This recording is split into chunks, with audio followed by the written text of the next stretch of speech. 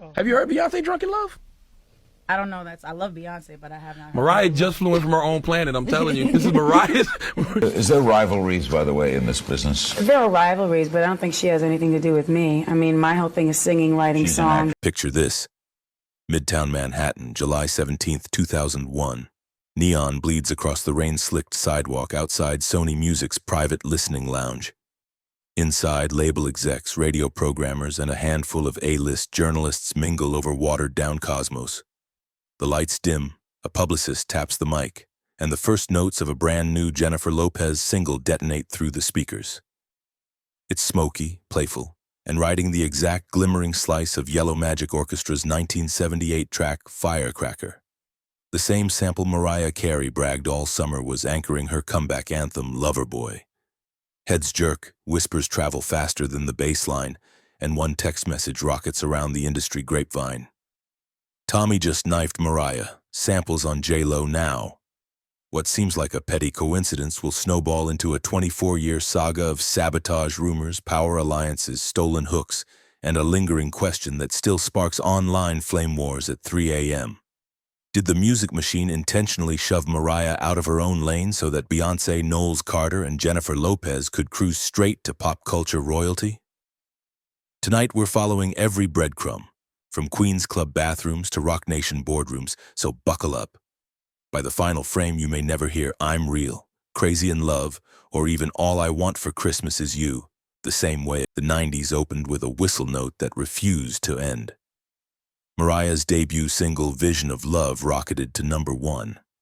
One in June 1990 stayed there 4 weeks and changed every vocal warm-up tape from Atlanta to Auckland. Over the decade, she'd log a record 14 consecutive #1s, push CD sales north of 150 million, and crucially negotiate writing and co-production credits at a time when female superstars were still encouraged to smile and wait for the songwriters to finish. Somewhere in Houston, a shy elementary schooler named Beyonce Knowles was rewinding that cassette, copying every melismatic ripple until her throat ached. In later interviews, she'd confess, eyes wide, that Mariah's range felt like church and outer space at the same time. Destiny's Child's earliest demo tapes are practically love letters to Mariah's phrasing, stacked harmonies, breathy ad-libs, gospel-fused cadences. Yet while Beyonce studied, the blueprint's architect was already battling her biggest foe, the man who'd discovered her. Sony CEO Tommy Mottola, part mentor, part husband, all gatekeeper, exerted ironclad control over budgets, singles, even wardrobe. When the marriage soured, so did Sony's enthusiasm for Mariah's next era. After a decade of label fealty, Mariah craves independence. She inks a historic $80 million pact with Virgin Records and pours her soul into Glitter, a semi-autobiographical film and soundtrack combo meant to rebrand her as edgy and self-directed. She digs through crates, finds YMO's quirky Firecracker, and locks the sample in writing, costing Virgin nearly 6 figures in clearance fees. But Tommy is still chairing meetings 10 floors above the studio. According to later interviews with producer Irv Gotti, Mottola called Murder Inc. in a panic. "I need a record for Jennifer. Use that exact sample. It's gotta drop first." 2 weeks later, Lopez Rush Records' I'm Real, original, lifts Mariah's sonic skeleton and hits radio 6 weeks before Loverboy's street date. Virgin scrambles. Carey shoots a replacement video, remixes the track, and hemorrhages budget. On the same Friday, Glitter lands in theaters, September 21st, 2001. 9/11 still haunts the city, critics savage the film, and Mariah suffers what tabloids brand a meltdown. Meanwhile, J.Lo floats across TRL in a pink, juicy tracksuit, cooing that the success is a dream come true. But one borrowed beat wasn't the only shortcut being handed out. Murder Inc.'s in-house writer Ashanti Douglas, then a hungry 20-year-old, records demos for I'm Real, Ain't It Funny, and What's Love, expecting guide vocals to be erased. Instead, executives decide Ashanti's buttery tone is the secret ingredient J.Lo lacks. They keep her backgrounds, sometimes entire choruses, and pencil Lopez in for the glamour shots. Years later, Fat Joe admits the plan was deliberate, selling a Latino duet to radio while leaving Ashanti's name buried in the liner notes. Ashanti finally breaks her silence in 2022. "I'd hear my own ad-libs on the radio and just Scream into a nuance. Lopez is hailed the first artist to score a #1 album and film simultaneously. Ashanti's royalty checks drip in months later, smaller. Drop a in the chat if you ever sang along to a J.Lo hit not realizing the voice you loved wasn't hers. Destiny's Child pauses. Beyonce's solo era detonates. Crazy in Love, 2003, marries Chi Light's horns to Jay-Z swagger and signals that pop's tectonic plates have shifted. Hav leverages Def Jam clout, Columbia funnels 8-figure budgets, Pepsi inks a $50 million global campaign starring B in a gladiator skirt. Critics crown Beyoncé the female MJ, citing her Super Bowl-style choreography and encyclopedic control over visuals. Each album rollout feels like Apple unveiling a new iPhone, surprise drops, cinematic teasers, merch capsules. By 2014's self-titled visual album, she's rewriting marketing textbooks, leaving peers scrambling to imitate the blackout to midnight release strategy. Fans notice, however, that Beyoncé's once constant praise for Mariah has faded from interviews. Some chalk it up to artistic evolution. Others sense a narrative being quietly massaged. There can be only one queen at the top. But the media loves a two-woman race, and the easiest way to crown a new monarch is to tarnish the old one. Tabloids pivot. Mariah is no longer the songwriting prodigy. She's the high-maintenance Christmas lady. Every year the Santa suit appears and think pieces ask whether she can do anything else. Late-night hosts parody her high notes. By contrast, Beyoncé curates a bulletproof image. Feminist essays quote flawless. The White House invites her to sing for Michelle's birthday, and Harvard Business School publishes a case study on her surprise album rollout. Then there's the red carpet reporter who dares to ask Mariah about Jennifer Lopez in 2012. A tired Carey gives the now iconic shrug. I don't know her. 4 words, 5 million gifs, endless debate. To stands its queenly indifference. To mainstream audiences it plays as petty shade. Either way, the meme overshadows the deeper grievance. A catalog of songs, samples, and slots she believes were siphoned away. Ironically, Mariah's next resurgence also arrives via Christmas. All I Want for Christmas Is You finally reaches #1, one on the Hot 100 in 2019, 25 years after release, cementing her as the only artist to top the chart in 4 separate decades. The success forces journalists to reevaluate her pen game. Gen Z TikTokers discover deep-cut ballads Underneath the Stars and Vanishing. Jennifer Lopez, meanwhile, delivers a career-best performance in the film Hustlers 2019, but still fields jokes about lip-syncing at award shows.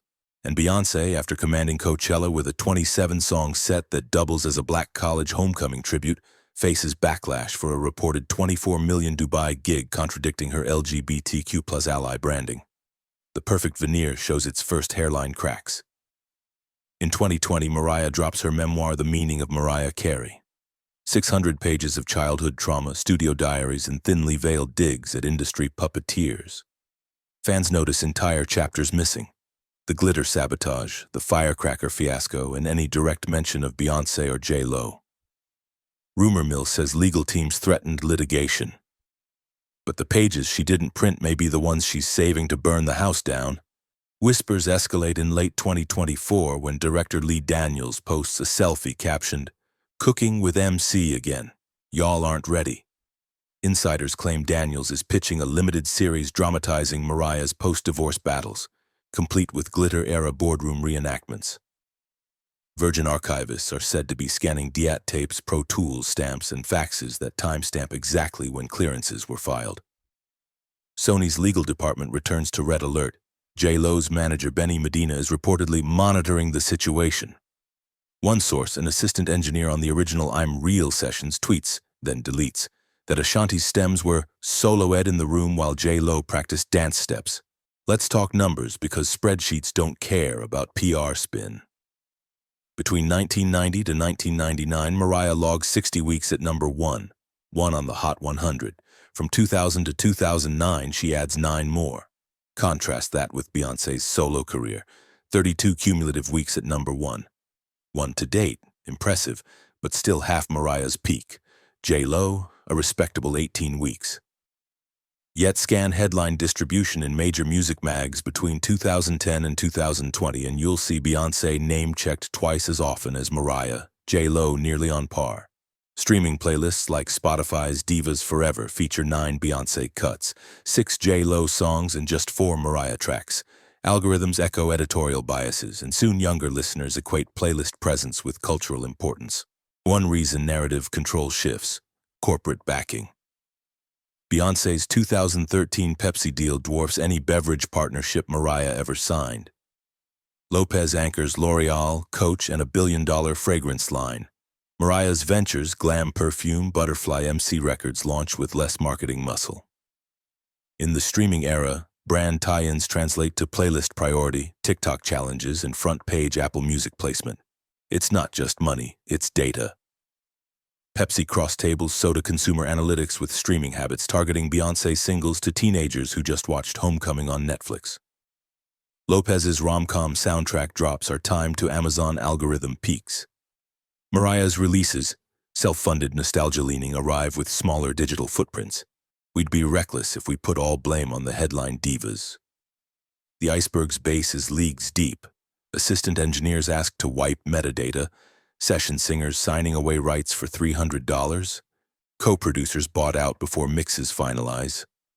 A vocal producer tells Rolling Stone he punched in a high whistle ad-lib for a 2002 J.Lo remix because the label wanted a Mariah moment, but cheaper.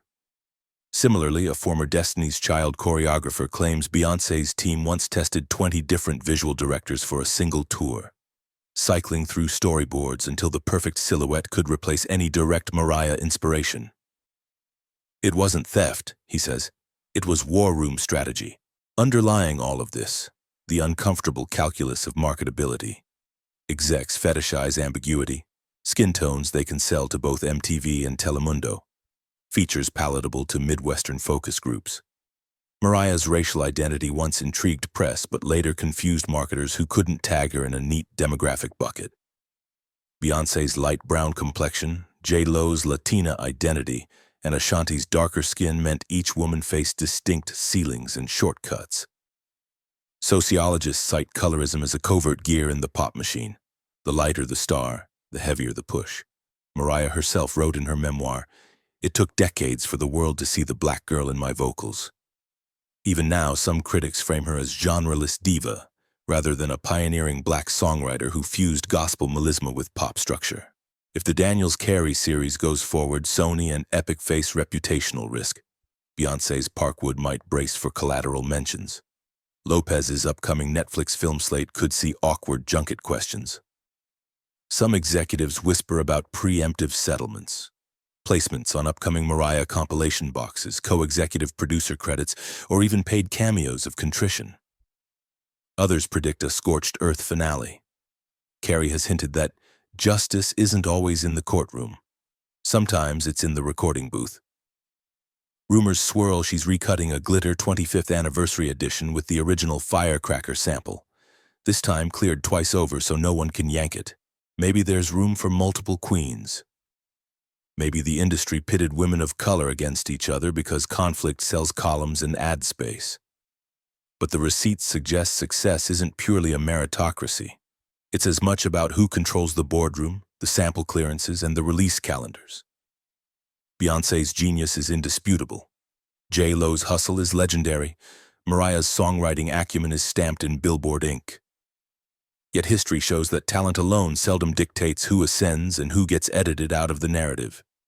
So when the vault finally opens, be it a Daniels miniseries, a leaked Pro Tools session, or a midnight SoundCloud dump, listeners will face a choice: adjust the playlists to honor the architects behind the hits, or double down on comfortable myths. Either way, the next time a shiny new star explodes overnight, remember the blueprint they might be using was drafted in 1990 on a worn studio couch by a 19-year-old biracial girl who sang like Heaven Cracked Open.